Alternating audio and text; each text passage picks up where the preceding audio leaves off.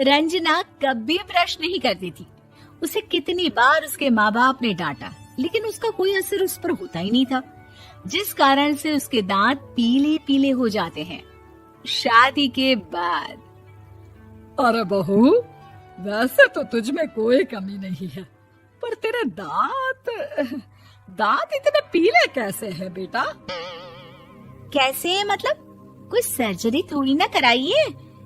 वो तो क्या नाम, मैं ब्रश नहीं करती थी तो पीले हो गए। अब क्या करूं?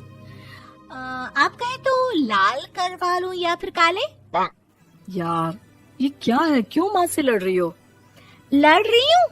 अरे मैं लड़ रही हूँ या ये बोल रही है कि दांत पीले है, पीले। अरे तपस्या थोड़ी ना की है इन्हें पीले करने के लिए। बकायदा ब्रश नहीं किया है 20 साल तक, तब जाकर। छी, कैसी बात कर रही हो?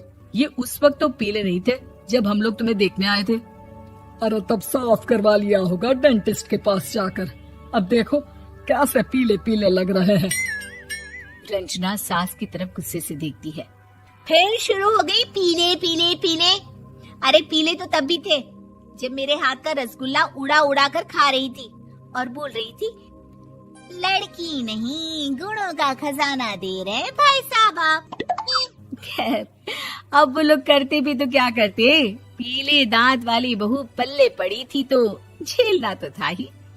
एक दिन कीर्तन में रंजना गाना गा रही थी।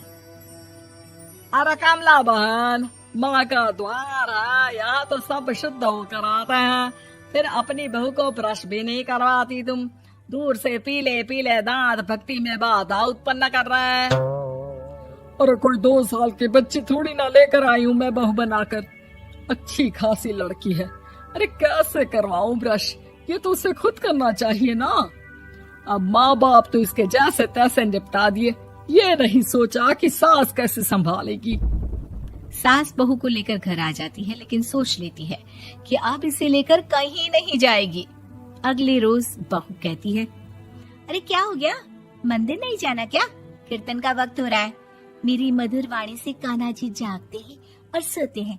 आप तो जानती है ना उनकी भक्ति में कितना मन लगता है मेरा। वो क्या है ना, तबीयत ठीक नहीं लग रही है मेरी, आराम करूंगी मैं। तबीयत ठीक नहीं लग रही? अभी तो मिथुन के गाने पर नाच रही थी आप, और अब बोल रही है कि तबीयत ठीक नहीं लग रही।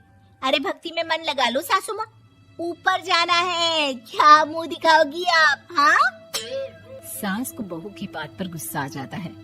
मैं क्या मुंह दिखाऊंगी, इसकी चिंता तो ना कर, समझी? अपने मुंह की चिंता कर, जो ये पीले पीले दांत लेकर हर जगह पहुंच जाती है। पता है लोग कितना मजाक बनाते हैं। ना जी ना, मैं नहीं जाना कहीं तेरे साथ। तो ये बात है। कोई ना, मत जाओ, मैं अपने कमरे में ही बैठकर भक्ति कर लूंगी। ऊपर वाला दांत थोड़ी ना देखता है, मन देखता है, भावना देखता है। और अरे बस बस, तू सब कुछ दिखा, बस ये सफेद चमकदार दांत ना दिखाना किसी को, है? जा यहाँ से। बहू को सास की बात का कोई फर्क नहीं पड़ता, वो तो जैसी थी वैसी ही रह जाती है। सुबह नहाकर किचन में खाना बनाना, फिर खाना खाना, कीर्तन भजन करना और सो जाना। एक दिन, माँ जी मैं सहेली के घर जा रही हूँ, शाम को लेट आऊंगी। हाँ हाँ तो जाना, मैंने कौन सा तेरी आरती करनी है घर पर बैठकर। रंजना सहेली के घर जाती है, जहाँ वो पार्टी में जाने की तैयारी कर रही होती है। अरे शिखा, कहाँ जाने की तैयारी कर रही है? मैं गलत वक्त पर आ गई क्या? अरे नहीं यार, उल्टा सही वक्त पर आ गया। मैंने ये साड़ी और ज्वेलरी निकाली है यार, शाम को इनके ऑफिस की एक पार्टी में जाना है। बताना कैसा लग रहा है ये सब?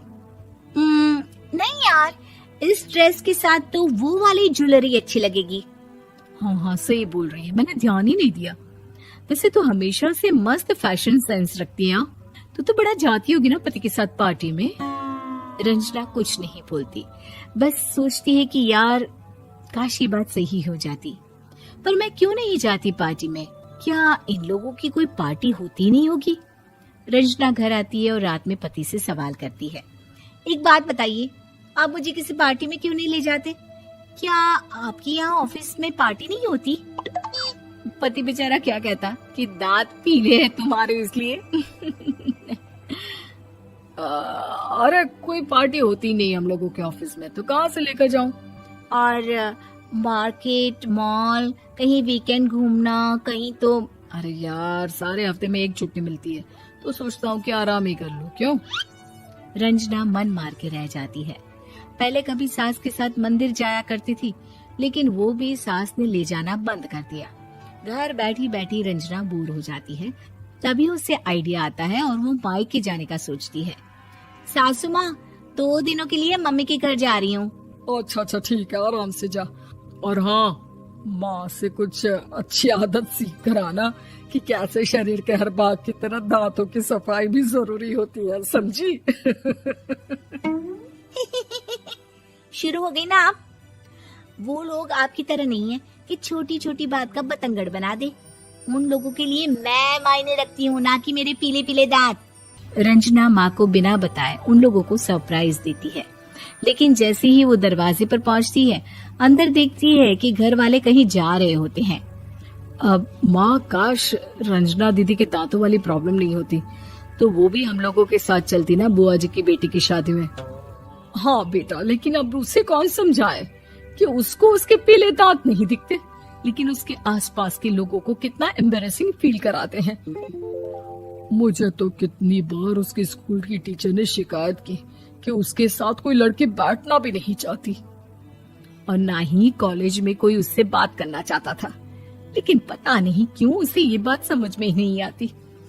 कोई कमी नहीं है उस लड़की में, बस यही कि दांत पीले हैं। वो तो भला हो जीजा जी और उनकी माँ का, जो दीदी को जैसी है वैसे ही रखा हुआ है। रंजना को अपने घर वालों की बात सुनकर बहुत दुख होता है। वो सोचती है कि वो क्या करे, लेकिन फिर वो सीधा डेंटिस्ट के पास जाती है, अपने दांत चमकाती है और कसम खाती है कि वो रोज ब्रश करेगी। अरे क्या हो गया?